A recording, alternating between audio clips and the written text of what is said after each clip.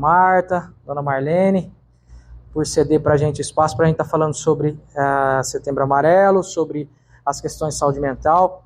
Não sei se vocês sabem, mas ontem aqui teve outro suicídio de um garoto, na verdade um jovem adulto. Nós estamos no mês 9 e é o 9º suicídio aqui na cidade de Pitangueiras, ou seja, média de um suicídio por mês. Eu já venho alertando, quem me conhece nas redes sociais sabe que eu venho alertando aí há muito tempo essas questões, das questões de suicídio, e nós sabemos que cada um suicídio, várias outras tentativas aconteceram. Eu, só nessa semana que passou, atendi 4 tentativas de suicídio, tive ciências de outras tentativas que houveram aqui em Pitangueiras. Infelizmente, nós, de toda a região de Ribeirão Preto, sim, nós somos a cidade que mais tem suicídio, tá? E é um problema de saúde pública, embora a gente observe que talvez nossa cidade não tenha se preocupado tanto com isso quando eu falo de questões políticas, né? E agradecer aos apoiadores nesse ano, como sempre me apoiam, né, com a Semana de Prevenção ao Suicídio, que é a Spark, a RES, a Catu, Cecília Meireles, a Sicredi, a Piquitita, a Ótica Estilo, a Vira Álcool e a Netcel. Já há alguns anos eles vêm apoiando essa causa, essa campanha, tá? Agradeço muito, agradeço até a Karina que está presente, ela todos os anos nos ajudam aí com as questões das palestras. E é triste começar sabendo desse dado, né? Infelizmente, Pitangueiras, cada vez mais suicídios acontecendo. E é uma responsabilidade minha, de vocês, de nós todos, tá? Nós todos temos uma responsabilidade, uma corresponsabilidade quando o assunto é suicídio. Eu vou dar início, tá? Eu sempre dou início às minhas palestras citando uma palestra que eu fui em 2010 da Unicef, onde eles trouxeram o presidente da Unicef, né, da União das Nações Unidas para a Infância. E lá naquela palestra, eu lembro que o palestrante ele disse assim: infelizmente, nós somos apenas, em 2010 isso, apenas 5% da humanidade eram lúcidas naquela época. Apenas 5%. E aí muitas pessoas indagaram, mas e aí? Eu já vi pesquisas que falam que tem mais pessoas boas no mundo do que pessoas lúcidas.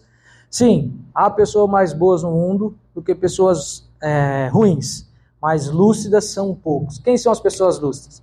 Pessoas lúcidas eu considero que sejam vocês, por exemplo, que estão aqui numa segunda-feira para se informar sobre assuntos de saúde mental, já que sabemos que até 2030 os transtornos mentais tomarão conta dos consultórios médicos, já está tomando conta, mas também vai tomar conta dos velórios, infelizmente, vai tomar conta das escolas e está tomando conta, a gente sabe, eu estou hoje no contexto escolar, eu vejo isso. Infelizmente tem aumentado os índices de doenças mentais, seja neurovegetativas, seja elas transtornos psicológicos mais comuns, como ansiedade, depressão. E vocês vão ver, eu vou trazer na palestra aqui alguns dados sobre essas questões, infelizmente. Por isso que eu considero, e agora eu estou entendendo por que aquele palestrante falou que apenas 5% da humanidade eram lúcidas. Eu não sei se a gente ainda está nesse 5%, porque pessoa lúcida é aquela que está pensando no bem comum, no bem para todos. Pessoa lúcida é aquela que entende a corresponsabilidade que nós temos sobre tudo. Tudo que eu faço aqui agora me traz alguns benefícios ou malefícios futuramente. E também, antes de começar, gostaria de agradecer o Doni Dobb que está acompanhando nas suas redes sociais, que tem bastante gente, bastante audiência. Agradeço, Doni. E o Doni, que foi um dos primeiros caras a brigarem pelo cordão de girassol aqui na cidade de Pitangueiras, só que não deram ouvido para ele. Aí quando o vice-presidente tomou conta dessa ideia, aí hoje, graças a Deus, está tendo também os cadastros aí nas prefeituras do cordão de girassol, que é para as doenças ocultas, tá? Transtornos mentais como TDAH, borderline, autismo, dentre outros. Tá? Inclusive eu mandei fazer o meu, que eu tenho TDAH, eu vou usar meu cordão de girassol também. É importante citar isso porque muitos de nós ainda temos, e talvez seja por isso que muitos deixam de vir palestra em saúde mental. O medo de se identificar com alguns dos transtornos, às vezes sair diagnosticado numa palestra é grande. E ter contato com um tema tão difícil quanto o suicídio também é difícil. Nós sabemos disso. Muitas famílias escondem tentativas de suicídio ainda. Aconteceu na família, querem esconder. É mais ou menos como o câncer. Quando eu acompanho bastante paciente com câncer, eu percebo que as famílias têm uma dificuldade muito grande de falar que tem câncer na família. Porque parece num tom de vergonha, parece num tom de que falta Deus nessa família ou nessa pessoa, ainda temos muito disso, tá? Então, vamos dar início à palestra. Antes disso, eu só gostaria de apresentar para vocês, quem quiser tomar conta, eu lancei alguns e-books, tá? Eu escrevi alguns e-books e eu tô lá no meu site, ali vocês vão ver no QR Code que vai estar aqui na tela. Lá vocês vão ver algumas coisas também. Eu vou lançar futuramente um rastreio sobre transtornos mentais, mais 16 transtornos mentais, onde você vai fazer lá a sua autoavaliação. Vai cair um e-mail para mim e eu vou estar respondendo lá sobre algumas coisas que talvez você possa ter ou algum familiar. Então, é de primeira mão, primeira vez que eu estou apresentando. Então, os meus e-books, Desacelerando a Mente, ali eu tenho um programa de 45 dias para ajudar na ansiedade, tá? Eu estou também na questão do vício, que é um dos motivos que me fizeram vir para a psicologia, não é segredo, já contei para algumas pessoas em algumas palestras. Minha família, a gente tem muito problema com o alcoolismo. Sofri muito com meu pai com alcoolismo, um dos motivos de eu querer ser psicólogo foi esse. Meu pai foi internado pelo menos umas 6 vezes em hospitais psiquiátricos e clínicas também. Meu pai foi internado em Brodowski, quando havia hospital psiquiátrico lá ainda. Foi internado no Santa Teresa também. E ele conta algumas histórias do antigo manicômio, que também é horroroso. Às vezes a gente aqui no Brasil se preocupa e fica preocupado com o holocausto nazista, né? Só que nós tivemos no Brasil o holocausto brasileiro, não sei se vocês sabem disso, mas morreram mais de 70 mil pessoas num hospital, isso só nesse hospital de Barbacena, em Minas Gerais, onde as pessoas que eram tidas como loucas, nem todas eram loucas, morriam amontoadas, por exemplo, no frio. Tinha frio, eles tinham muito frio, não tinha blusa de frio, eles ficavam pelados, e aí eles subiam em cima do outro e morriam. E no mesmo lugar que eles almoçavam, eles defecavam também. Isso aqui no Brasil. E acontecia também no hospital do Santa Teresa, acontecia em Brodowski, por isso que nasceu as leis antimanicomiais. Talvez eu não acreditasse nisso se eu não estudasse essa área e se eu não tivesse meu pai que teve essa experiência de viver isso no hospital psiquiátrico. E para onde ia pessoas não somente loucas, mas mulheres que ficavam grávidas cedo e os pais não aceitavam, que moravam em fazendas, pessoas que eram tidas como escória da sociedade, colocava nos trens dos loucos, talvez vocês já devem ter ouvido falar disso, o trem dos loucos passava e levava para Barbacena e lá eles viviam assim. Então, escrevi também um e-book sobre vício. Enfrentando o passado é um tema já pensando em traumas, principalmente o transtorno de estresse pós-traumático, que acontece muito com pessoas que sofrem traumas. Uma coisa que Pitangueiras não sabe também é que tem muita violência doméstica, né? Talvez a Roberta aí, ela sabe, vai falar até melhor disso. Essa semana eu tive contato com 2 situações de estupro de menores. Uma situação onde 2 mocinhas, uma com 15 e outra 16, elas eram estupradas desde os 9 anos de idade pelo pai. Hoje elas têm uma 15 e 16. E é difícil esse tema porque geralmente os abusos são na família, então é difícil aceitar isso, é difícil lidar com esse tema e está ligado à saúde mental. Aí há quem diga assim, nossa, mas antigamente não tinha essas coisas. Era pior, só que não tinha voz. Hoje nós temos voz sobre essas coisas, tá? Temos ali do bullying, que também é um tema que eu gosto bastante de trabalhar. Hoje que estou dentro da escola, estou tendo a oportunidade de dar aula na Cecília Meirelles. E não só, em todas as escolas, em todas as comunidades a gente tem essa questão sim do bullying, cyberbullying, que tem afetado muitas crianças, adolescentes. Eu já atendi semana passada, peguei um caso novo de um garoto que ele tinha 12, 13 anos, ele mandou uma foto nua para uma menina, que ele achava que era uma menina, e igual o caso da novela que vocês viram lá. O cara se fazia de menino, mas era um homem abusador. Isso acontece muito, tá? E depois ele começou a sofrer cyberbullying, porque o cara fala, se você não fazer isso, eu vou expor suas fotos, eu vou contar para tua mãe, então, cuidado com suas crianças, tá? E por último ali, mapeando a depressão, onde é uma especialidade minha, tá? E eu vou explicar na palestra de hoje. Para quem não sabe, eu sou psicólogo, neuropsicólogo, hoje sou professor também, tanto em escola, ensinos fundamentais, anos finais, quanto em pós-graduação também. Eu também atuo como palestrante, tenho especialização em saúde mental, neurobiologia e psicofarmacologia. Além disso, eu sou avaliador psicossocial. Eu estimo que eu já avaliei mais de 1.000 pessoas em empresas de todo o Brasil, junto com a empresa Seruwork, e eu tenho minha empresa também de avaliação psicossocial para empresas, onde a gente avalia lá NR33, 35, espaço confinado à altura e principalmente risco de suicídio.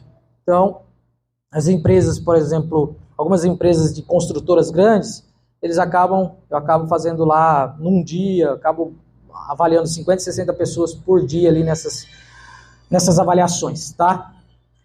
É uma especialidade que raramente eu faço aqui em Pitangueiras, às vezes aparece alguma coisa aqui de alguma empresa, mas eu faço mais quando é Ribeirão Preto, Sertãozinho e multinacionais.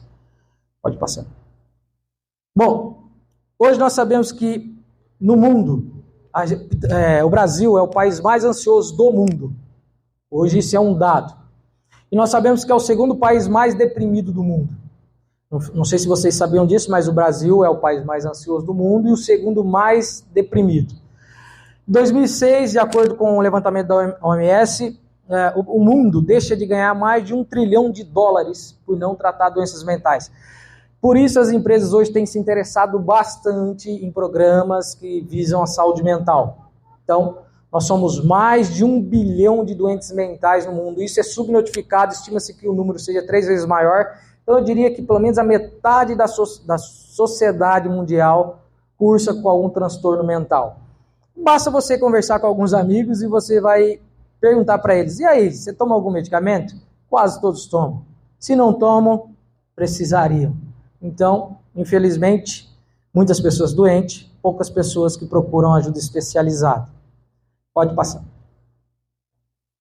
Como eu disse para vocês, aproximadamente 1 bilhão de pessoas sofrem com algum transtorno mental no mundo.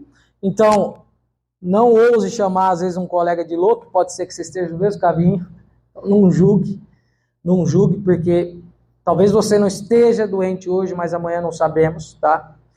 E a má notícia, tá, é que apenas 1% de todo o recurso captado no mundo vai para, principalmente na saúde, vai apenas 1% para a saúde mental. Que é um absurdo, porque a maioria das doenças hoje são diagnosticadas por conta de algum transtorno mental. Por exemplo, pessoas muito ansiosas, provavelmente ou possivelmente vai sofrer com arritmias cardíacas ou problemas de coração futuramente. Pessoas deprimidas podem futuramente terem, e vocês vão ver, diabetes, hipertensão, ou mesmo ter um infarto ou AVC. Hoje nós sabemos que a depressão é a 4ª causa de morte no mundo, na verdade é a 2ª. Só perde para infarto e AVC ali, e às vezes eu vejo muitas pessoas com medo da doença chamada câncer, mas hoje mata mais do que câncer, por exemplo. Pitangueiras perdeu algumas pessoas de câncer, mas nós perdemos muito mais pessoas por suicídio, por exemplo, esse ano. Perdemos muitas pessoas por infarto, por AVC. E a gente não sabe se a causa do infarto ou AVC foi por conta de uma doença mental não tratada. Então, é importante que nós sabemos, às vezes, as causas das coisas para que a gente comece a ter consciência e buscar uma qualidade de vida melhor. Estima-se que 96, esses números já atualizaram, 96,8, só que eu não posso atualizar enquanto a OMS não solta lá no diário oficial deles. Mas 96,8% das pessoas que morrem por suicídio estavam com algum transtorno mental. Isso quer dizer que quase 100% das pessoas que morrem por suicídio tinham algum transtorno mental. Mas é válido lembrar, por exemplo, então eu tenho depressão, vou morrer por suicídio. Não, mas a maioria que morreu por suicídio estava com algum transtorno mental e num período deprimido.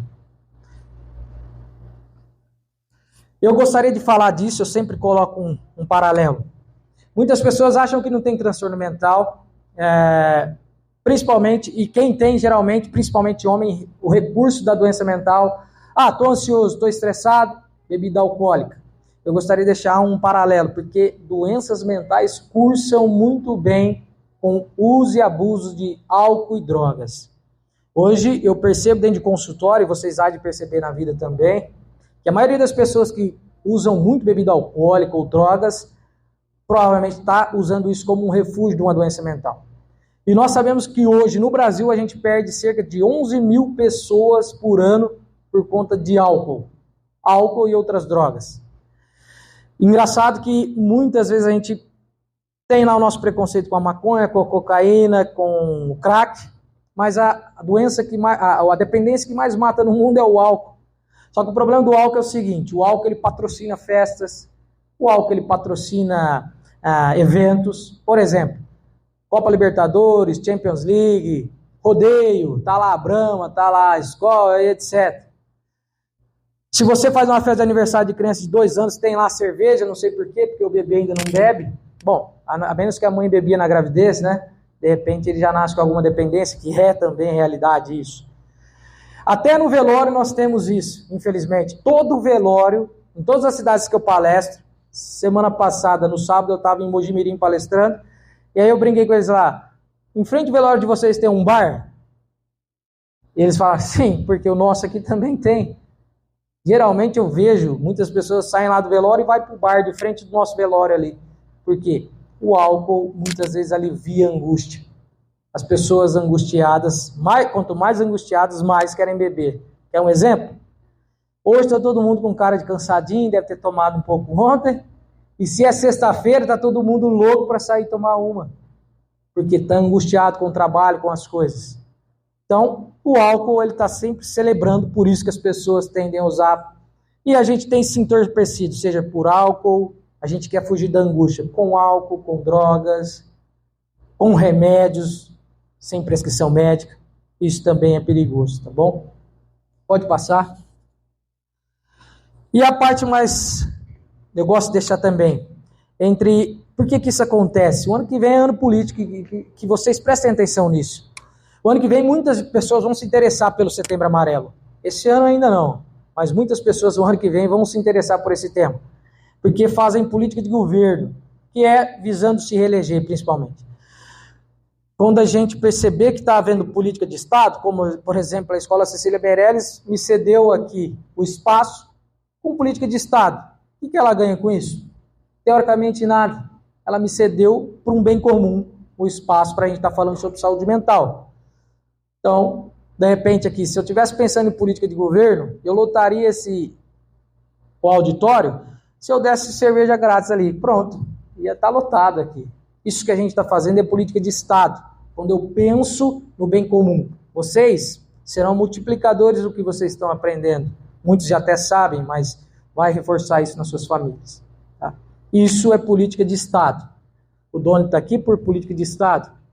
E todos vocês estão, assim como eu estou, há 6 anos lutando por uma causa que eu venho alertando.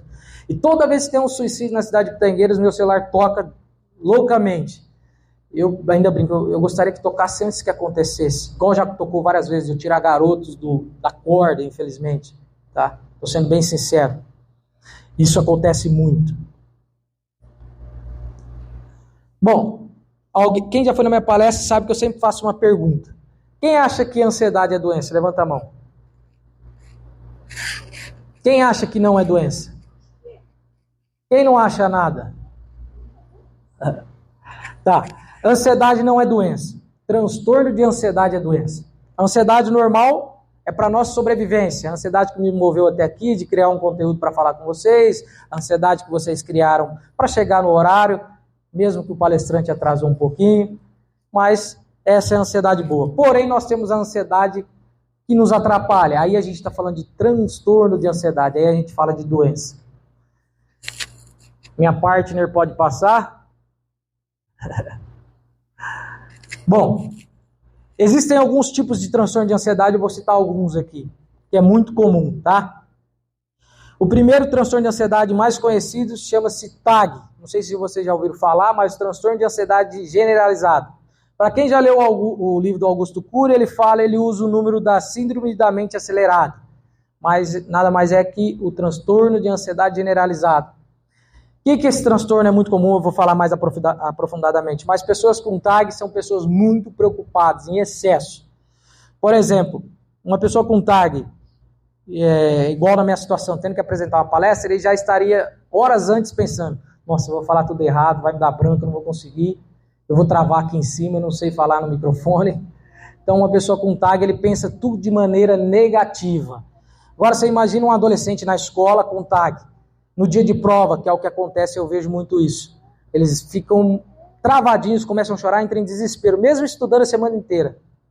Imagina você em um dia que você tem que fazer uma apresentação. Muitas pessoas que têm TAG deixam de fazer faculdade e muitos outros cursos por conta dessa ansiedade que tem. E ela é muito paralisadora. E vocês vão ver, eu vou falar um pouquinho mais dos sintomas. Tem o transtorno de pânico. Esse transtorno, se os governos municipais prestassem bem atenção na saúde mental, ia deixar de jogar nosso dinheiro no lixo. Por quê? Muitas pessoas com ataque de pânico vão parar no pronto atendimento. Chegam lá, o que elas são? Fazem exames de eletrocoração, vão medir pressão e vão tirar sangue. Isso tem custo. Nesse dia, na segunda-feira, um plantonista. Depois amanhã ela tem outro ataque de pânico. Vai lá, eletrocoração, tira sangue, não deu nada. Na sexta ela está lá novamente. Isso tudo tem custo.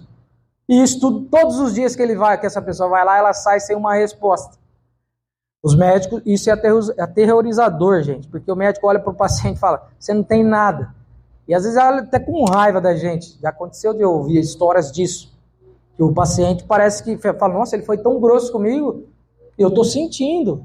E quem tem ataque de pânico sabe como que é. Eu vou explicar mais os sintomas mais aprofundadamente. Agorafobia, que é aquelas pessoas que têm medo de ficar em espaços confinados ou com muitas pessoas. Já atendi pacientes com agorafobia. Já atendi uma situação de um garoto, e o Doni conhece, que ele ficou mais de 10 anos sem sair de casa. 14 anos. Por conta de pânico, agorafobia e fobia social. Ele saiu, ele tinha mais ou menos uns 14, 15 anos. Ele chegou nem terminar o ensino médio, né? Não, ele não chegou no ensino médio. Ele parou porque ele não conseguia ir mais para a escola. Por conta de ataque de pânico constante. Teve um acompanhamento, mas infelizmente parou. Mas aí ele estava até evoluindo, saindo lá fora. Mas infelizmente o Estado não chega onde deveria chegar, então as pessoas sofrem demais. Imagina vocês, um garoto que era novo e não terminou o colegial por conta de ter ataque de pânico e não ter suporte psicológico para ele lá. Ele deveria ter terminado a escola. Muitos acontecem isso.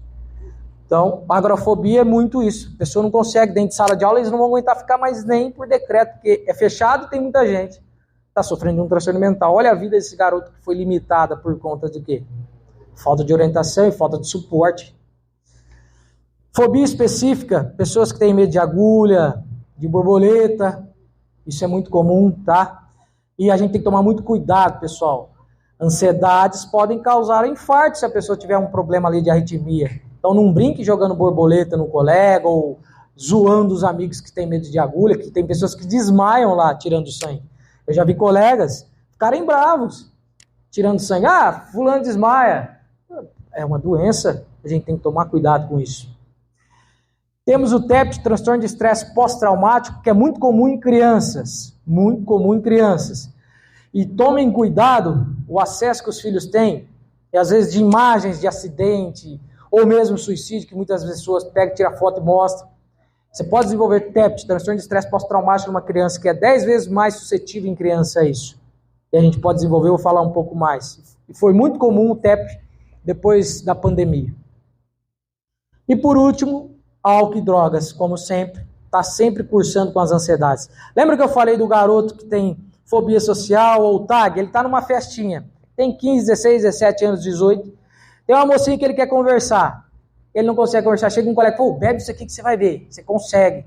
A bebida ela desinibe, ele vai beber, vai falar com a moça, se ele tiver êxito, mais ainda, então olha aí um vício nascendo, porque ele vai achar que aquilo faz ele conversar com a moça, que aquilo ajuda ele a ter desenvoltura. E muitos começaram num vício assim. Muitos.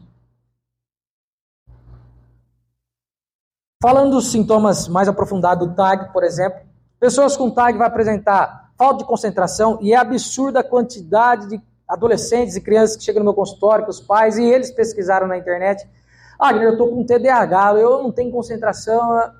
E aí você faz lá os testes, vai ver que não tem nada de TDAH. É ansiedade generalizada. Como que você vai se concentrar numa coisa, sendo que você está o tempo todo pensando em outras? O TAG é muito comum em pessoas que a hora que vai dormir, coloca a cabeça no travesseiro e começa a passar na cabeça. Será que eu dei nó do cadarço? Eu coloquei o feijão na geladeira? Eu fechei o portão? E se entrar algum bandido aqui porque eu não fechei o portão, vou ter que ir lá ver? E se o meu portão quebrou a trave, eu não estou sabendo? Se eu perdi a chave? E se eu perdi a chave, se um bandido achar, um assaltante? Então, pessoas com TAG estão sempre pensando de forma negativa a vida, tá? E vai apresentar muita fadiga, porque pensa demais em coisas negativas, dorme. Eu costumo dizer que os ansiosos, eles dormem, demoram para pegar no sono. Quando dorme, dorme picado, acorda muito à noite e acorda de manhã como se tivesse um trator passado por cima. Geralmente os ansiosos não sonham, porque não conseguem chegar na quarta fase do sono. Quando sonha, se sonha pesadelo ou aqueles sonos que você fica acordando, então isso é mais do ansioso, por isso que ele acorda já cansado, com muita fadiga. Preocupação em excesso, como eu disse, altera o sono, então sente muita sonolência também diurna. Os ansiosos tendem a ter muita sonolência diurna. E isso eu vejo na escola com muitos alunos que dá 9 horas ali, eles já começam a ficar baqueadinhos. Muito pela questão do celular também, que hoje a gente já sabe que é uma doença. É um vício como qualquer, tá? Tem o mesmo mecanismo da dopamina. Então, pais que têm filhos aí com celular que não tem freio. Então, o que é o vício? A porta para o nosso vício é a dopamina. A gente quer dopamina o tempo todo, então, para uma pessoa ansiosa, ver o celular, o TikTok, então, vocês não sabem disso, mas no Vale do Silício eles estão proibindo a tecnologia. Eles criaram e eles proíbem isso lá para as escolas deles. Por quê? Esses aplicativos não foram criados de forma aleatória. Tem pessoas o tempo todo estudando o que o ser humano gosta, comportamento. Então, descobriu que a maioria das pessoas aumentou a procrastinação no mundo. Por quê? Inventaram um aplicativo de vídeos que se fica passando o dedo, e eu também sou refém disso, tá?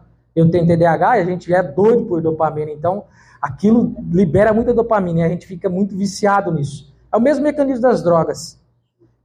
É o mesmo mecanismo. Então tem gente lá estudando.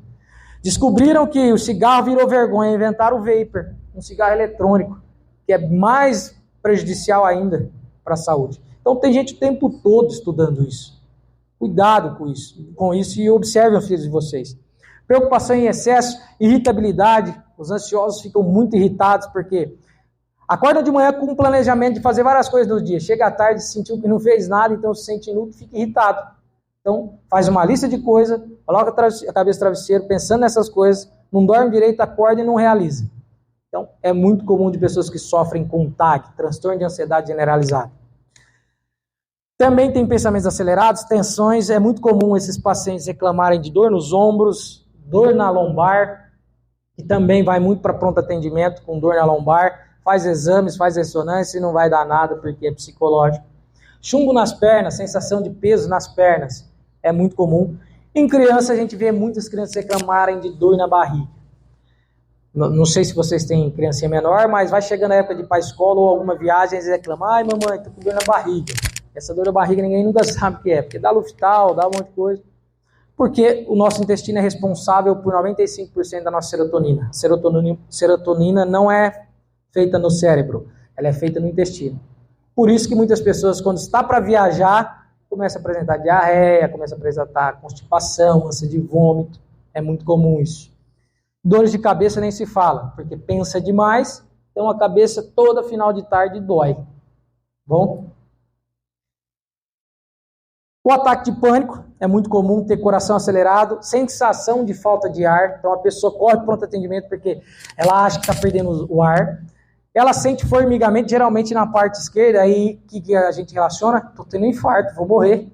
Então a pessoa corre para o pronto atendimento, chega lá, ela reclama de dor no peito, sudorese e sensação de desmaio. É um infarto, é os sintomas do infarto. E aí faz os exames lá, e é aterrorizante, porque aí o médico olha para você, se não tiver uma especialidade, um carinho pela psiquiatria, ele vai falar assim, ó, você não tem nada. Aí ele vai te dar o quê? Uma tarja preta. Rivotril, um médico não muito instruído, ele vai te dar porque pronto atendimento é para resolver, não que ele esteja errado, mas o Rivotril vai resolver. O problema é que o Rivotril é considerado uma das novalginas da psiquiatria, como se fosse uma dipirona. Não trata nada, mas alivia. E é um dos remédios que mais causam dependência. Então, a pessoa começa tomando 3 gotinhas, vai para 10 gotinhas, 20 gotinhas, 30 gotinhas, comprimido, e assim vai e não para. O problema é que se você usa o Rivotril mais de 6 meses, você tem grande chance de Alzheimer e outras doenças, principalmente demência. Por isso que é importante passar no especialista. A fobia social é muito comum também. Eu vejo bastante em adolescente, mas já atendi muitos adultos com isso, tá? Com a fobia social. É importante a gente dar atenção nisso, porque a fobia social proíbe não, na verdade, dificulta a vida de muitas pessoas. Muitas pessoas deixam de fazer faculdade por conta da fobia social. Por quê? Imagine você com fobia social ter que apresentar o TCC na frente das pessoas, uma bancada. Isso é quase que uma sentença de morte para quem tem. Ou um seminário na escola, tem garotos que se pedir para apresentar alguma coisa, como eu conheço, eu já entendo, não vou expor, mas uma faculdade, todo mundo adulto, geralmente, pessoa, se vocês pesquisarem no Google, tem uma história recente, de 2018, de uma moça, eu não sei se era o curso de Direito, mas antes de apresentar o TCC dela, ela morreu de infarto. Ela infartou, por conta da questão da adrenalina, da ansiedade. Então, como eu disse para vocês, a ansiedade, se não tratada há muito tempo, ela vai te dar problemas de coração, com certeza, porque o coração dispara a todo momento, pode criar uma arritmia, etc. O MEC está começando a olhar para isso também, tá? Hoje os TCCs são mais de bancada, às vezes banner, então, às vezes está só escrevendo um artigo, algo assim, porque de fato tem pessoas. Eu tenho colegas psiquiatras que falam muito bem, atendem muito bem, mas não conseguem falar em público. 2 colegas psiquiatras muito bons, e todas as vezes que eu chamo eles para dar palestra, eu falo, rapaz, não me coloca na frente das pessoas não, que aí todo mundo vai achar que eu sou burro, porque vai me dar um branco e eu não vou conseguir falar nada. E às vezes acontece isso. Imagina, já aconteceu em algumas situações, numa sala de aula, você falar assim, que a prova vai ser oral para quem tem essa ansiedade, hein? Quanto que esse garoto às vezes vai ser avaliado mal? Por quê? Quantas vezes esses garotos são submissos ou até submetidos a usar drogas por conta disso? Tem fobia social, aí sai com alguns colegas, hora que bebe, fica alegre. Porque assim, a bebida, como eu disse, ela desinibe. Tem muita gente que quando bebe fala o que gostaria de falar, mas não falaria são. Então a gente acaba vomitando muita coisa quando a gente acaba beijando gente feia na festa, porque, vixe, meu Deus, eu não vi. Estava bêbado. Sai de lá casado de algumas festas, aí você fala, meu Deus. Então, a bebida alcoólica, ela faz muito isso. Eu costumo dizer que a bebida alcoólica ajuda muito na caridade com os mais feios. Eu tive muita sorte. Não sei se a minha noiva estava bêbada quando ela me conheceu, mas... Brincadeiras à parte, a gente vai lá. A pessoa que tem fobia social, ela apresenta um desconforto em falar em público. Muitas vezes, quando vai falar em público, a voz fica trêmula, tem uma gagueira, e é muito comum acontecer isso. E se ele fica com gagueira, quando a gente pensa em adolescentes, começou a gaguejar na frente da molecada, aí vai piorar a situação desse garoto ou dessa garota, porque eles não perdoam. Todo mundo já foi da 5ª série aqui, sabe como que isso funciona, tá? Medo de situações sociais. Geralmente, a pessoa com fobia social, ela é muito pessimista. Se ela sentou aqui na frente para ver a palestra. Primeiro que um fóbico social não senta na frente. Ele vai no teatro, ele senta no fundo, porque ele tem medo do cara chamar ele ali para alguma coisa. Então ele já senta lá no fundo. E é engraçado que os caras já aprenderam isso. Então eles já pegam os caras do fundo para perguntar. E aí o cara se enrola todo e já vira piada ali também.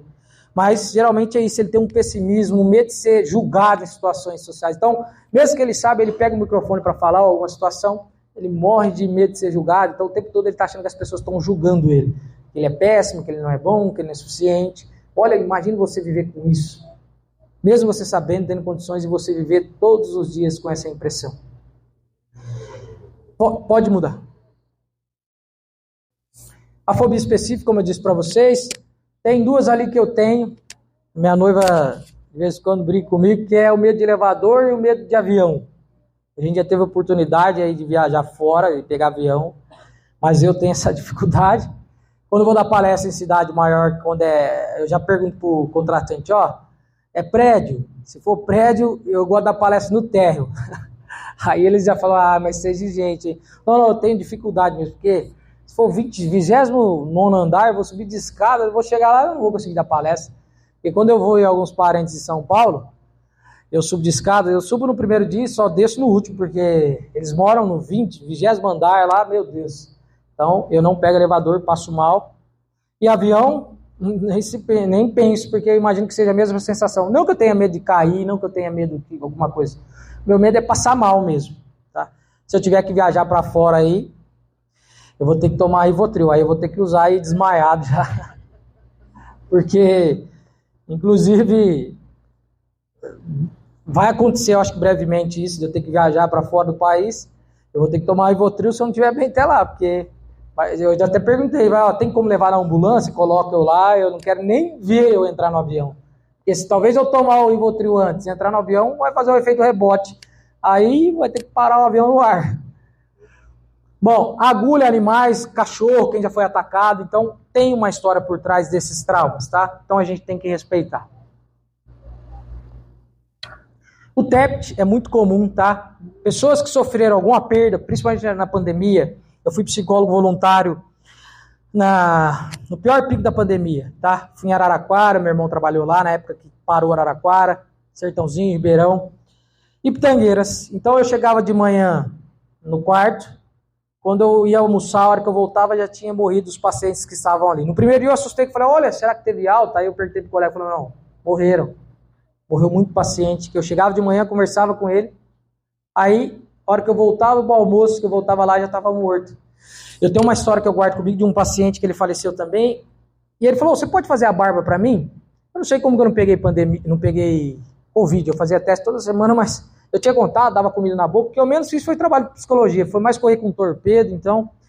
E esse paciente em específico, ele era bem mal-humorado, mas ele se afeiçoou comigo, estava com um parente também lá, e aí ele falou, você pode fazer minha barba, cara?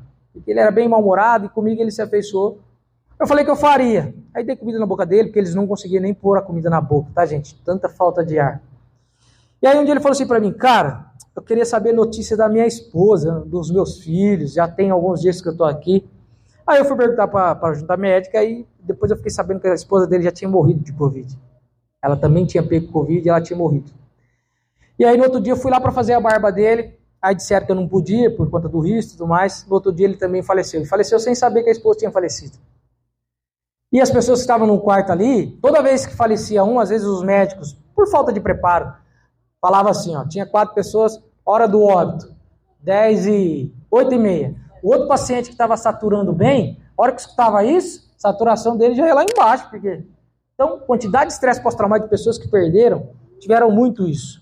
No estresse pós-traumático eu vou ter pesadelo, sensação de flashback, viver a cena novamente, tá vivendo aquilo ali. Então é muito comum em assalto à mão armada, estupro. Então, situações de extremo trauma, a gente pode ter o estresse pós-traumático, né? Alterações de sono, apetite, reações exageradas, terror noturno. Talvez vocês já devem ter tido terror noturno, né? Sabe quando você deita, bastante cansado, você dorme, parece que você está ouvindo tudo no ambiente, e você quer que alguém te acorde e você não aguenta, não consegue acordar? Isso chama terror noturno. Os mais velhos vão dizer que é possessão demoníaca. Falar, começa a orar a hora que você estiver assim, porque na verdade isso é terror noturno, o nome disso. Você fica com a cabeça e fala, meu Deus, estou esperando minha mãe me chamar, me acorda, gente, vocês não estão vendo eu me debater, que você acha que você está debatendo, mas não está. Porque isso chama terror noturno, é muito comum para quem tem TEPT. Desapego emocional, a pessoa perdeu um ente querido, perdeu um animal, de repente não quer mais ter proximidade com pessoas, com medo de perder novamente, não quer ter mais animal, com medo de perder novamente, então fico nesse desapego emocional. Medo em excesso e hipervigilância, isso acontece muito com gerentes de banco, quando eles sofrem assaltos, tem alguns que entram em aposentadoria, inclusive, porque ele não consegue passar na rua do banco mais, ele começa a ter ataque de pânico. Se ele foi assaltado por alguém alto, magro, com tais roupas, se ele passa perto de alguém que lembra esse aspecto, ele já trava com hipervigilância. Então é muito comum no TEPT, tá? Pode passar. Aqui alguns sintomas que diferenciam depressão e ansiedade.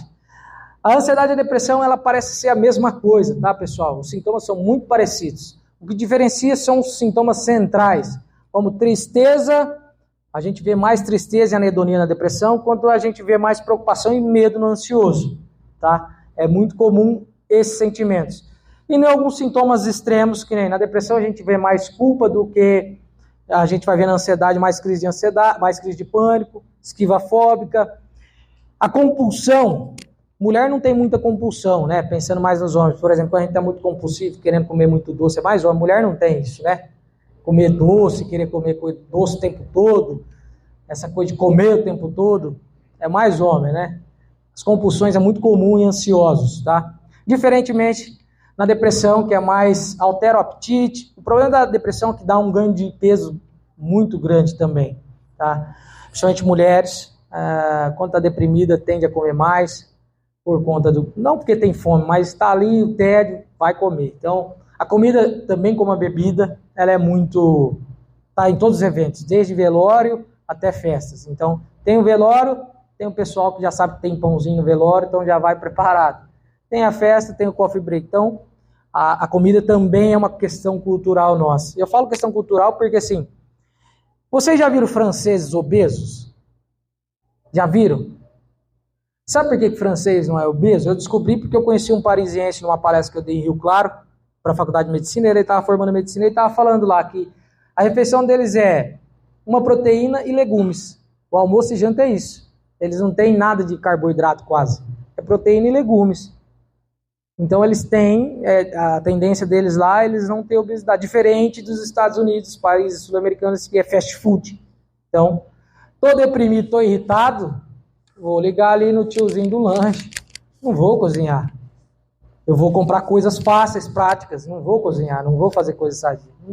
Uma que não tem paladar muito, tá? Quem é deprimido. E aí os sintomas são mais ou menos esses que diferencia. Pode passar. Pensando nisso, assim, muito ainda se acredita que depressão, ansiedade, essas coisas são frescura, principalmente quem não tem. Ainda existe isso. Infelizmente, há algumas pessoas que não acreditam que existam depressão ou ansiedade, a menos que eles passem por isso. Tem muita gente ainda tuona que acredita que isso é falta de Deus ou que é frescura, infelizmente ainda existe. A depressão, por mais que nós usamos, a medicina usa, a psicologia, ela não veio da nossa linguagem, ela veio da geografia, que é sinônimo de fundo, de buraco mesmo. Depressão significa depressão no solo, buraco. Pessoas deprimidas, o que elas dizem é isso. Nossa, a sensação de que eu estou lá no fundo do poço. É mais ou menos isso mesmo. Ela é uma síndrome comum de causa multifatorial porque ela é sindrômica. Síndrome porque tem vários sinais e sintomas. Ela é clínica porque não existe não exame de sangue, imagem que vai dizer se é depressão ou não. E ela é multifatorial porque não existe uma única causa, tá? E muito comum porque tem falado demais de forma até distorcida, infelizmente, tá? As possíveis causas. Chegou no meu consultório, eu já sei que é depressão ou ansiedade. A primeira coisa que eu pergunto é se na família tem depressivo e ansioso. Geralmente a genética está muito envolvida nisso, tá? O ansioso que chega no meu consultório, eu pergunto, e o pai, a mãe, o irmão? Geralmente são ansiosos. Aqueles que dizem que não é, eu pergunto, tem gente que bebe na família? Aí eu descubro que tem muita gente que bebe. Bebida alcoólica, ela anda muito com os ansiosos, tá? Então, a genética, ela é 50% das nossas doenças, assim como qualquer outra doença, na doença mental também. Se eu tenho um familiar com um transtorno mental, provavelmente eu vou cursar com isso também. Depois, as doenças biológicas e, por exemplo, quem aqui bebe mais de 2,5 litros, 3 litros de água por dia? Levanta a mão. Quem não bebe provavelmente pode ter sintomas de ansiedade. A gente precisa se hidratar. Hoje sabe-se que desidratação dá sintomas de ansiedade e depressão. Hipotireoidismo. Muitos pacientes chegam no consultório com hipotireoidismo achando que está deprimido, porque ou o problema na tireoide, ele dá sintomas parecidos com a depressão. Sensação de fadiga, queda de cabelo, unhas quebradiças, pele ressecada, sensação de bolo na garganta, desânimo, irritabilidade, alteração de apetite, alteração de sono. É a mesma coisa a depressão. E há pessoas que chegam no consultório tratando muito tempo de depressão por uma doença chamada hipotireoidismo. E fala, faz 10 anos que eu tomo medicamento, não sara, e vai ver, eu peço fazer os exames que é necessário, tem que fazer exames de hormônios para observar hipotireoidismo. E aí vai ver a pessoa está com hipotireoidismo e não depressão. Então é importante passar num bom clínico especialista em saúde mental.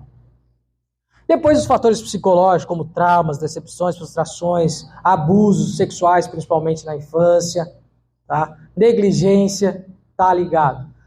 Fatores ambientais, alteração de clima, gás carbono, essas coisas todas estão influenciando. Nós temos as depressões sazonais, que é depressões de época. Não por à toa e não por acaso, essa fase do ano, onde a gente tem um aumento aí das doenças mentais e tentativas de suicídio, infelizmente, está ligado a essa questão sazonal, essa alteração de clima. Países europeus, países mais frios, tendem a ter mais problemas de saúde mental. E lá eles são obrigados a usar a vitamina D em comprimido, que a gente tem aqui por conta do sol, mas eles não têm tanto contato com o sol. Então a vitamina D influencia muito sobre essas questões, tá? E também essas emissões de gases poluentes, tudo isso envolve. E doenças secundárias a alguma enfermidade. Descobri que estou com diabetes, eu gostava de comida gorda, gostava de tomar uma cerveja e agora não posso. A pessoa pode deprimir. Aqui algumas depressões e não vai servir para cá, mas talvez vai servir para os seus familiares. Geralmente, quando eu pergunto para a pessoa, você já passou psicólogo? Não. Psiquiatra? Não. Você acha psicólogo, psiquiatra para louco? Não responde, eu quase sempre falo, acho. Eu pergunto, você está bem? Estou bem. E a carinha de quem eu vejo que fala que está bem, geralmente é dessas duas aqui. É a carinha que eles fazem para mim. São as pessoas que estão bem. E ali, episódio depressivo F32. Uma pessoa ela pode ter 3 episódios depressivos na vida, e a partir do terceiro, aí ela está com uma doença crônica chamada depressão. E aí, uma pergunta, quem acha que antidepressivo vicia? Levanta a mão. Já estão bem educados, hein? Quem acha que não vicia? E os demais que não responderam, o que acha aí? Vamos ver. Bom, eu vou explicar para vocês. Então, já. Isso aí é para segurar um pouco a live aqui, eu não posso falar tudo, senão o pessoal vai embora, né? Então, uma pessoa pode ter 3 episódios depressivos e só a partir do terceiro que a gente fala de um quarto, que é a depressão crônica. Então, tive um primeiro episódio depressivo, eu tenho 50% de chance de ter o segundo, tendo o segundo eu tenho 70% de chance de ter o terceiro, e tendo o terceiro aí a gente fala de mais de 90% de chance. Aí a gente já fala de uma doença crônica. E quando a gente fala de doença crônica, o que a gente tem, qual é o tratamento? Uma pessoa que tem doença crônica, ela tem que tomar remédio o resto da vida, não é? Doença crônica. Tá, então guardem essa informação. Distimia, que é um tipo de transtorno de depressão, leve, mas já está entendendo que é uma depressão que prejudica muita gente. Geralmente os deprimidos, os distímicos levam 10 anos para serem diagnosticados, porque eles acham que eles nasceram assim. Sabe aquela pessoa brava, irritada com tudo? Nada tá bom? Sabe, aquela pessoa que... Fulano, eu vou te dar um aumento. Ah, vai dar aumento, mas com certeza vai dar mais trabalho. Eu nem quero esse aumento. Por quê? Tá sempre turrona. Pessoas distímicas começam um trabalho novo, entusiasmado, daqui a pouquinho desanima e larga a mão. Entra na faculdade, começa todo entusiasmado, daqui a pouquinho fecha essa faculdade. Começa a namorar, todo entusiasmado, daí 2 meses já não quer mais namorar. São pessoas distímicas que têm muita insegurança e muito medo de abandono. Então, tudo que começa para antes, por medo da frustração, é muito maior. E aí hoje se sabe-se que se não tratar de distimia, pode se transformar numa bipolaridade, possivelmente, futuramente. Então é importante sabermos disso. Darei só uma palestra sobre isso. Mas a gente vai falar sobre transtorno depressivo. Como eu disse para vocês, é uma doença, uma síndrome clínica de causa multifatorial. É uma doença que incapacita de 10 a 15% da população ao ano. Lembra que eu falei que a gente deixa de ganhar $1 trilhão? Imagina de 10 a 15% das pessoas sendo incapacitadas de seu trabalho anualmente. Ali nós temos, os números dizem que é 2 para 1 das mulheres. Então, 2 mulheres para um homem é acometido por depressão. Vocês imaginam por que mulher deprime mais? Alguém arrisca? Um fator é o hormonal, tá? Da menarca à menopausa, as mulheres tendem a ser mais deprimidas do que os homens. Antes disso e após isso é a mesma coisa. E o outro fator é esse. Próximo. Social. Está muito ligado a isso, essas tripla jornada que mulher tem, tá? Não por acaso, por exemplo, temos alguns homens aqui, não, a não ser aqueles homens que moram sozinhos, que eles têm que cozinhar para eles, mas você mora sozinho? Chegar em casa vai ter que fazer janta? Dona Marta, teve que fazer janta? Meninas, teve que fazer janta? Se não tiver, vai ter que fazer a hora que chegar. Essa é a diferença, tá? Foi feita uma pesquisa que as mulheres trabalham mais anualmente, mas ganham cerca de 1 bilhão a menos que os homens anualmente. Então, se a gente jogasse isso na nossa economia, olha o tanto que a gente ia ter dinheiro. E haja dinheiro para pagar essas mulheres, hein? Porque trabalham muito. Pode passar. No meu caso, eu que lavo tudo em casa, eu que cozinho, eu faço tudo, tá, gente? É porque nós moramos separados ainda, nós não somos casados. E minha mãe não tá aqui, se ela tivesse, eu ia puxar meu. No máximo eu lavo a casa, eu lavo. Mas cozinhar eu não sei ainda. E nos homens também, tá? Infelizmente os homens também tem um problema de, o homem não pode expressar o que sente. Se a mulher sofre por um lado, por outro lado os homens sofrem também, tá bom? Importante dizer para quem tem filho adolescente, para homens, depressão em homens e mulheres é de manifestação diferente. Enquanto homens e adolescentes ficam mais irritados, explosivos, mulheres tendem a ficar mais chorosas, desanimadas, tá? Já homens tendem a ficar mais explosivos, irritados. Eles vão mais para o consultório quando eles têm disfunção erétil. Se não, então até lá, ele já matou muita gente, ou já matou a família na alma de tanto irritação, maltrato, perde a esposa. E acontece muito isso, tá, gente? Os homens deprimidos ficam muito irritados, explosivos, começam a beber e judia da esposa, e judia dos filhos. Acontece muito por conta de uma depressão não tratada. E adolescentes também ficam muito irritados, geralmente vão muito pro quarto. Já teve mãe que chegou no meu consultório, não, mas ele é tranquilo, ele chega em casa e vai pro quarto, fica lá a tarde toda, só levanta para comer e olha lá. Isso é um sinal, gente. O adolescente não nasceu para ficar assim. É um sinal importantíssimo. Adolescente, ficou em casa demais, quarto demais, celular demais, algo está errado. Qualquer coisa ele está irritado, estressado, brigando com todo mundo. Cuidado. Pode passar. Um outro problema muito comum, a depressão grave, ela passa de ter sintomas só psicológicos, começa a ter muitos sintomas físicos. Outro problema para o nosso bolso. Pessoas apresentam muitas dores no corpo, dor na junta, dor nas costas, dor de cabeça, vai no postinho de saúde, exames médicos. Chega lá, não tem nada. Passou 2 meses, vai lá de novo. Dor de cabeça, dor na junta, dor nas costas. Porque a depressão, quando ela é grave, ela começa a aparecer dores, principalmente em homem, dores físicas. É muito comum, dor nas costas, dor na junta, dor de cabeça, dor de estômago. Faz exames, não aparece nada. E aí, fica lá, nesse looping, gastando dinheiro, por quê? É preciso, pessoal, acho que todos os UBS deveriam ter uma capacitação para os médicos em saúde mental.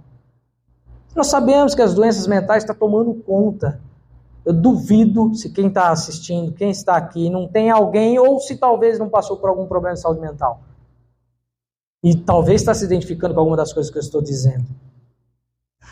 Depressão e ansiedade não tratada, futuramente, risco aumentado de infarto, de doença de Alzheimer, diabetes, acidente vascular isquêmico. Lembra que eu falei dos AVCs? É um exemplo prático.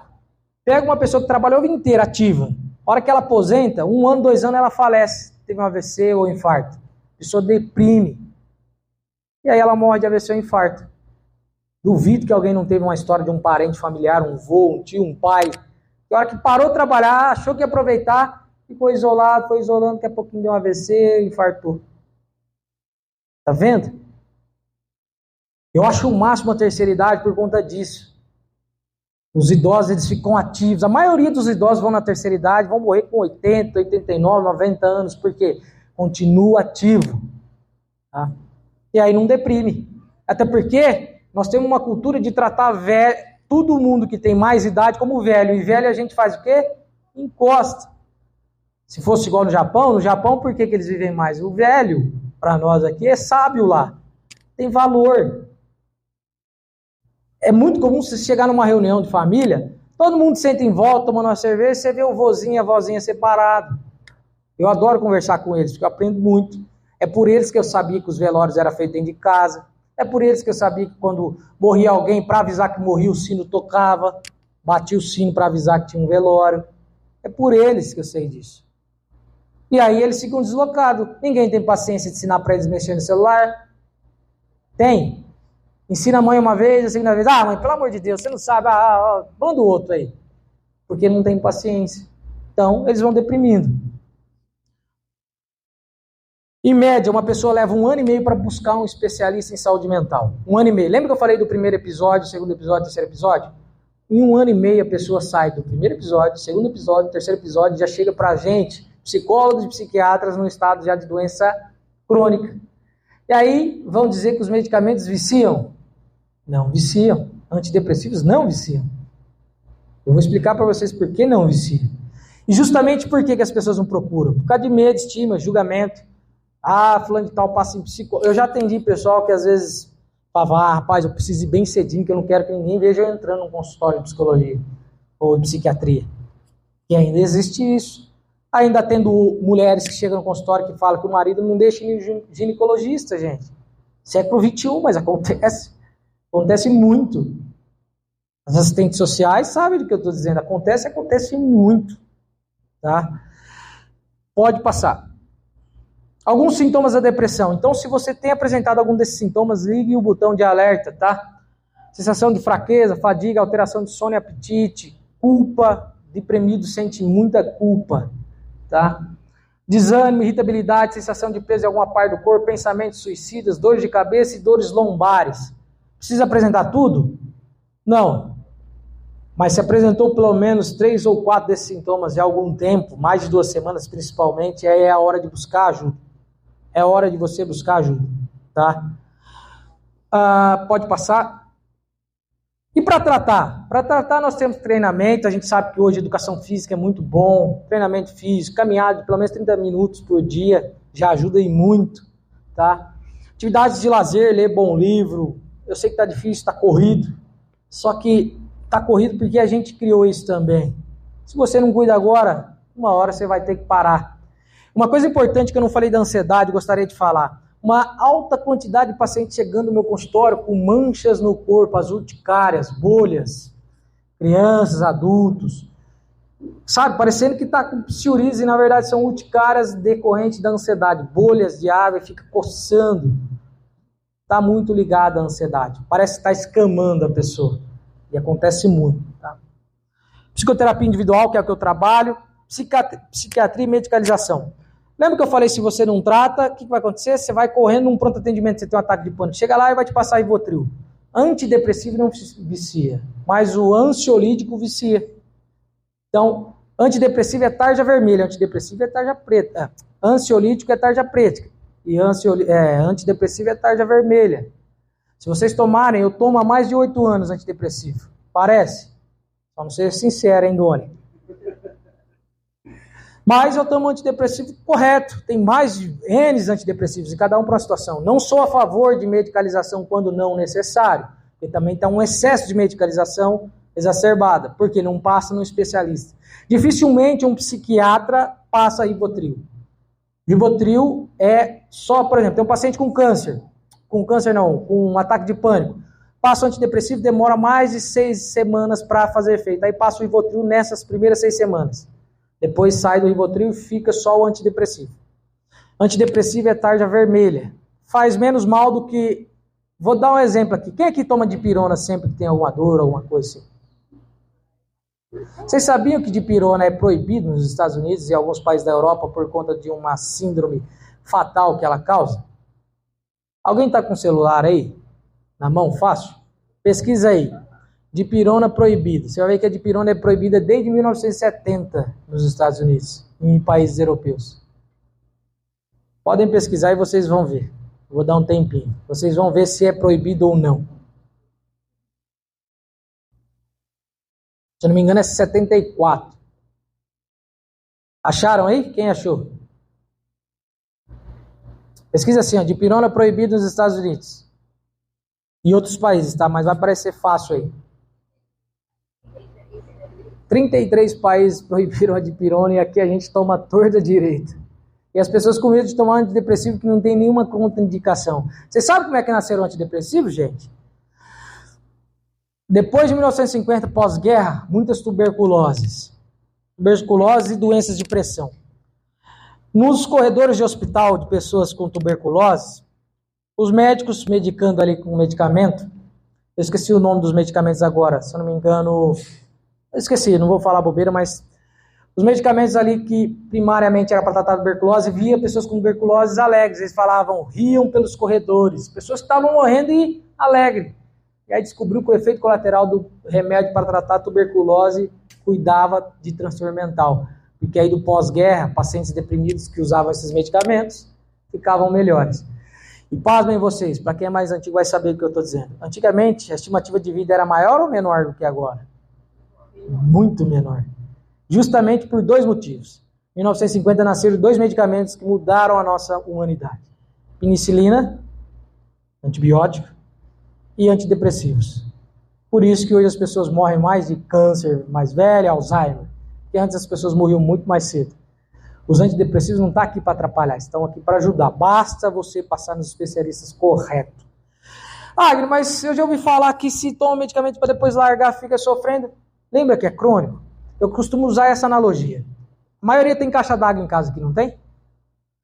A água vem da rua e enche a caixa d'água. Você usa a caixa d'água quando falta água da rua, não é?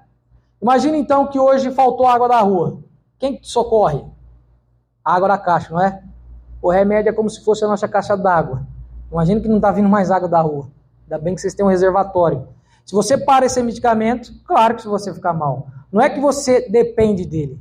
Você necessita dele porque você já não produz mais. E as pessoas, ninguém muda aqui. Eu começo a passar num psicólogo, psiquiatra, mas eu não mudo. Eu estou no trabalho que ainda me faz mal. Eu estou namorando que ainda me faz mal. Eu vivo numa casa onde me faz muito mal. Aí a pílula ajuda eu a suportar tudo isso. Aí eu largo, mas continuo no mesmo ambiente, então você vai ter os mesmos sintomas. E é o remédio que te causa dependência ou é você que não aprendeu a viver? E é fácil eu terceirizar. Hoje há dois culpados. Indústria farmacêutica com os antidepressivos e Deus. É assim que a gente faz. Ah, foi Deus que quis assim. Ah, não, é as farmácias que querem que a gente fique assim. E você não muda os hábitos de vida, tá? E aí a alimentação, lembra que eu falei para vocês? Então, tudo que a gente come é importantíssimo. Vai se transformar em carboidrato. Esse carboidrato em um aminoácido chamado hidroxitriptofano, lá para 5 horas da manhã, mais ou menos, vai se transformar em hidroxitriptofano. E esse triptofano, a hora que você acorda às 7 horas da manhã, com o seu contato da retina com o sol, vai criar serotonina, que é o hormônio da felicidade. Então, quem mais acorda cedo, mais tem disposição. Eu costumo dizer que os deprimidos, eles não têm esse processo, então eles acostumam acordar 3, 4 horas da manhã. Já viu que a maioria dos deprimidos acorda esse horário? Pessoas deprimidas tendem a acordar esse horário, por quê? Porque é a hora que vai produzir a serotonina. Aí perde isso, acorda de madrugada. E aí a gente pega, é um exemplo simples. Se você vai numa festa, então você não dorme direito, que acontece muito com os jovens, tá? Por isso que a gente tem mais jovens ansiosos hoje.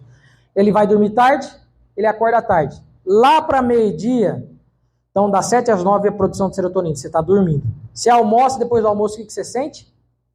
Sono, porque vem a melatonina. Então se você acorda meio-dia para comer, você come, acorda com sono e vai dormir de novo. Você não produziu a serotonina. O dia que você não dorme bem, o dia inteiro você fica com o corpo arrebentado, porque faltou a serotonina. Agora vocês imaginam esses garotos que ficam até tarde no celular. Eles não produzem serotonina mais. Vivem deprimidos e ansiosos. E ainda, além de comer mal, pode passar. Estamos terminando a palestra, tá? Esse é um ensaio que eu faço com todos, com quem está assistindo também. Se você tivesse um botão que você pudesse apertar quando as coisas ficassem ruins e apertar novamente, voltar só na hora que tivesse resolvido, quem aqui já teria apertado esse botão? Estou cheio de problema, apertei de novo, resolveu tudo, eu apertei e volto, está tudo resolvido.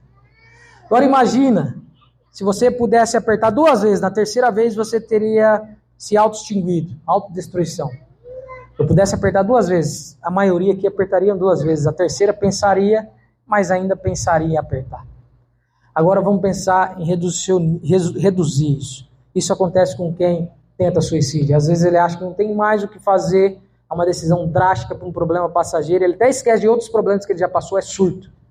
Ele aperta o botão. Já cansei de atender pacientes que tentaram suicídio, eles dizem assim, Agner, quando eu vi, já tinha feito, eu morro de medo de fazer isso de novo. E as pessoas não querem morrer por suicídio. Elas querem tirar a dor que está sentindo naquele momento. Tá?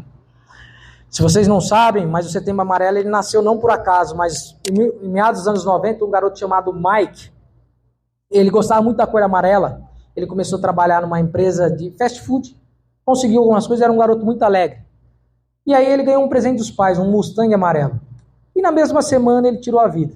No velório dele, a maioria dos colegas sabia que ele gostava de amarelo, foram com fitinhas amarelas escrito mensagem para esse garoto. Daí então, nasceu o Setembro Amarelo. E aí em 2014 a gente aderiu a depois de alguns anos, né, mas a gente aderiu à ideia de Setembro Amarelo. Em 2014, a ABP trouxe o Setembro Amarelo para o Brasil. Então, está muito ligado. Esse garoto era feliz, ele tinha algumas coisas, mas ele tinha uma doença mental que fez ele apertar esse botão e se auto-extinguir.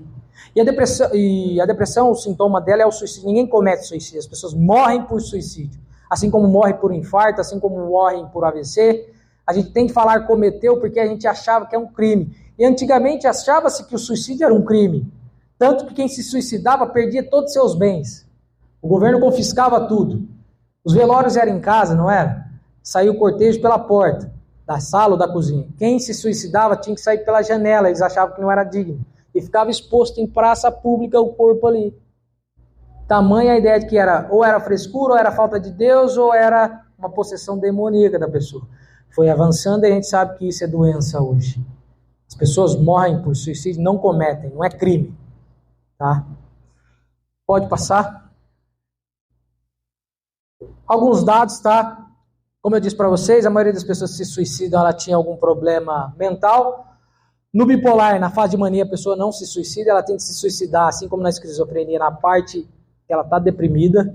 Aí a gente tem os transtornos de personalidade, transtornos mentais em geral, e o álcool potencializa isso. Vocês já devem ter ouvido falar de alguns acidentes, e falam, mas como fulano de tal fez esse acidente? E às vezes o jovem, ele não tem coragem de se suicidar. Não é nem coragem que se diz, mas a bebida tira o medo de fazer alguma coisa, aí ele pega e faz um acidente grave, e aí ele morre nesse acidente, aí vai ser notificado como acidente, não como um suicídio. Mas ele vem em alta velocidade, bateu num poste, bateu num outro carro, acontece muito isso. Tá? Pode passar. Hoje nós sabemos que numa população de 100 pessoas, pelo menos 17 já pensaram em suicídio, 5 planejaram, 3 tentaram e uma foi aparecer no pronto atendimento ou teve um desfecho fatal. Então, cada 100 pessoas, 17 já pensaram, 5 planejaram, 3 tentaram, uma foi para o pronto atendimento ou tiveram um desfecho fatal. Hoje nós sabemos que é a segunda causa de morte, e pasmem vocês, tem criancinhas que hoje, vendo vídeos, acham que a violência doméstica morreu afogado, ou caiu da escada, aí foram ver as câmeras, em alguns casos, a criança se jogou, com 5, 6 aninhos, se jogou para morrer afogado, se jogou da escada, suicídio infantil, tem isso também. Marca de 1 milhão de mortes por ano, anualmente, cada 40 segundos uma pessoa se suicida no mundo. No Brasil é a marca de 12 mil mortes por ano, mais que álcool, vocês veem aí, então.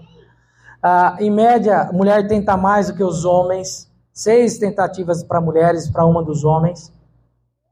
Geralmente os homens tentam de forma mais letal e mulheres de forma menos letal.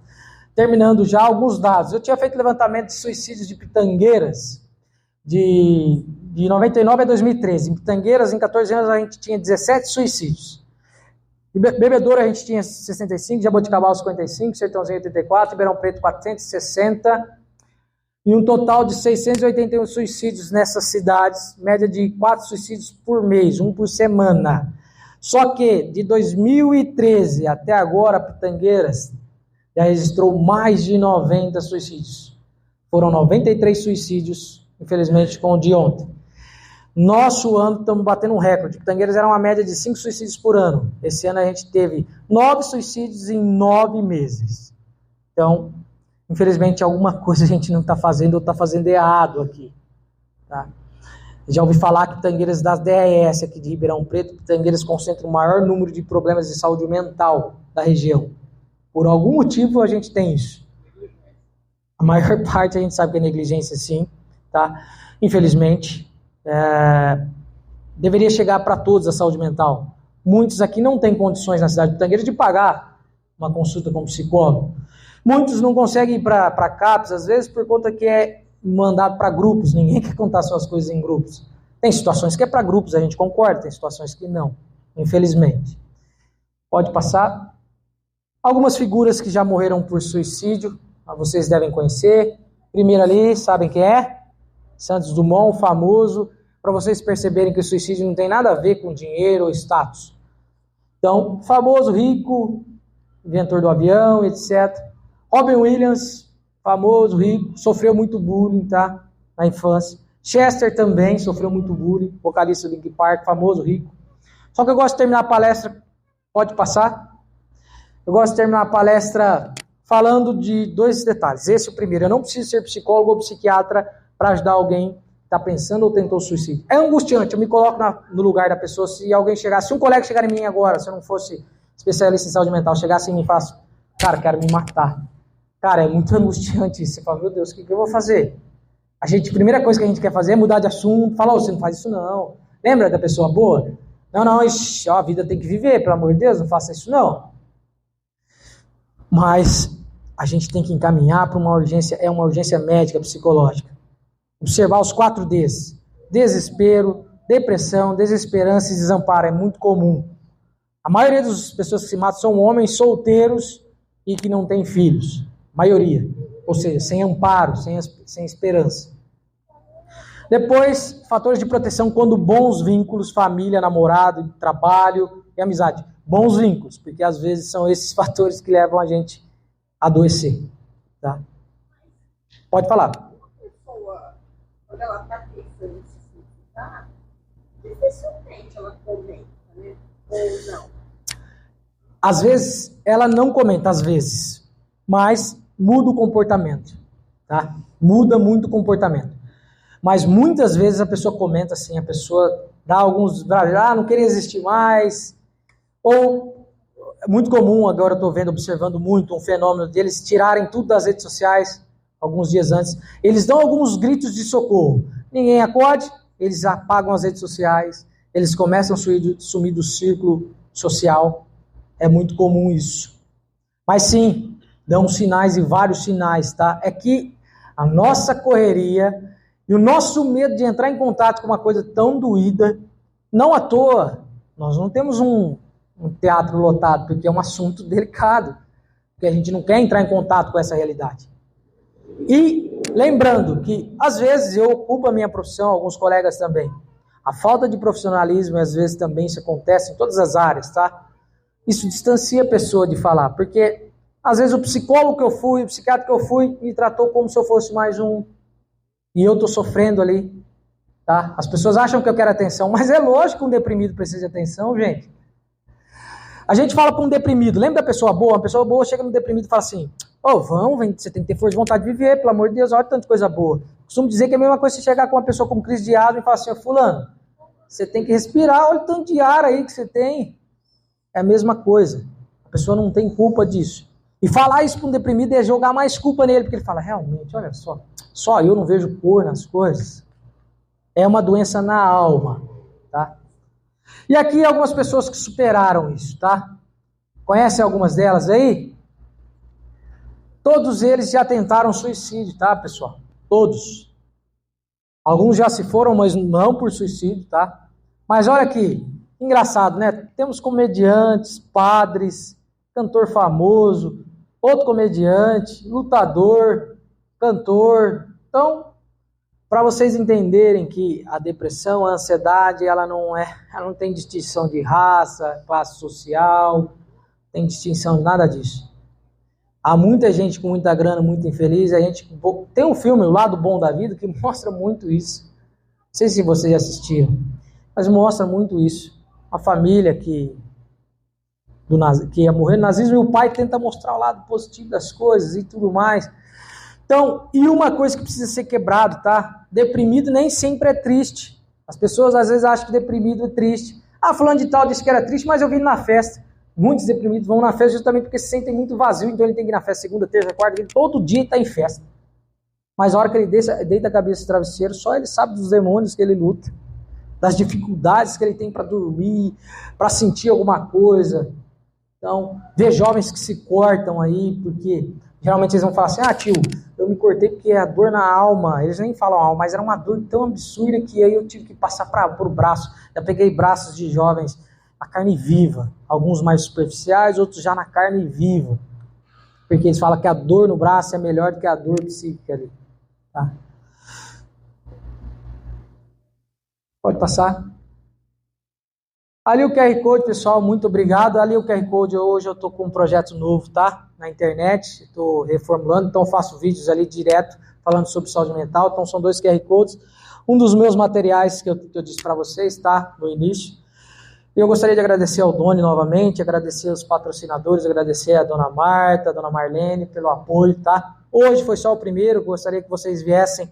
Minha palestra, o pessoal já está familiarizado, já está até cansado de ouvir falar, mas amanhã vai ter temas diferentes com a Beatriz Casadei Sanches, que foi aluna aqui também. Vamos ter um tema muito importante sobre o autismo, vamos ter alguns convidados de mães de autistas com experiências para passar para a gente depois de amanhã, tá? No autismo, muitas mães se suicidam por conta do sofrimento dos filhos, então é importante a gente conversar. Nessa palestra vai ser minha noiva que vai falar sobre autismo na infância aí, com as crianças, autismo infantil, adulto, que também tem, hoje a gente está descobrindo adultos com autismo e não sabíamos, tá? Mas gostaria muito de agradecer o Doni, que está transmitindo para a gente ao vivo, o programa do Gordo. Agradeço a todos vocês que vieram até aqui. Muito obrigado, tá bom?